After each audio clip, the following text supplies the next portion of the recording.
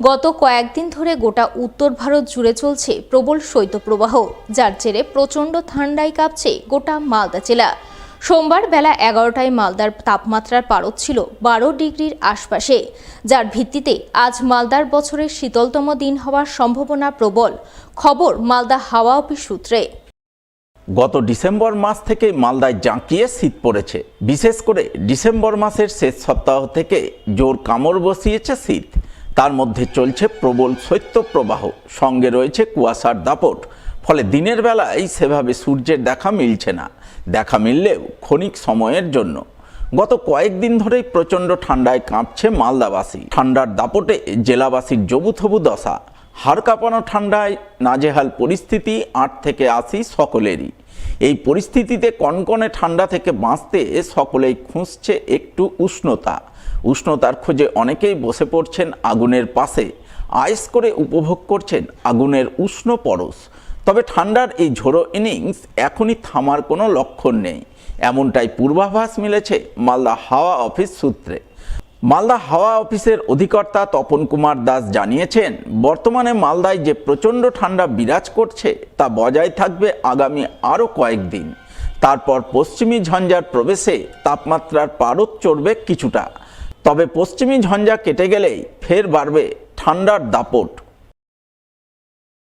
এবং আজকে বর্তমানে মালদার যা সিচুয়েশন, তাতে কোল্ড ডে মানে শীতলতম দিন হওয়ার সম্ভাবনা আছে। কেননা আমরা 11:30 যে টেম্পারেচার পেয়েছি, তাতে কত 12-এর আশপাশে পেয়েছি।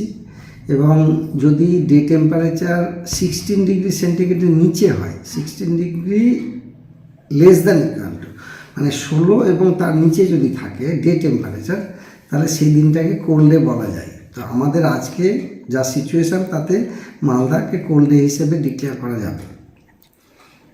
এখন মিনিমাম টেম্পারেচার ওই 10 থেকে 11 ডিগ্রির মধ্যে চলছে, গত বেশ কিছুদিন থেকে। তো মাঝে দুদিন বেড়েছিল, ওই ওয়েস্টার্ন ডিস্টার্বে যখন ঢুকে 12-13 ডিগ্রি হয়ে গেছিলো, সেটা আবার কমে আবার 10-11-র মধ্যে চলে এসছে। আজকে যেমন 11.2 গেছে, আপনার 1 তারিখ গিয়েছিল 10.0। তা এইভাবে আপনার এটা আরও আগামী 7 দিন এই ওয়েদারটা থাকবে। সকালের দিকে আপনার লাইট টু মডারেট ফগ হবে, মানে যেটা কি বলবো।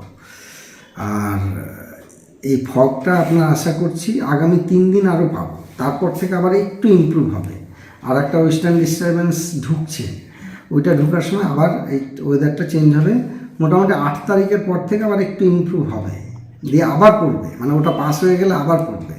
মানে এই মাসটা মোটামুটি ঠান্ডা আমরা ফিল করব।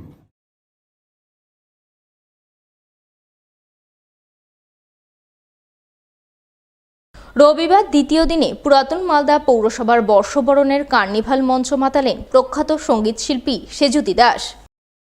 উল্লেখ্য, পুরাতন মালদা পৌরসভার উদ্যোগে গত শনিবার থেকে শুরু হয়েছে 3 দিনব্যাপী বর্ষবরণের জমকালো কার্নিভাল।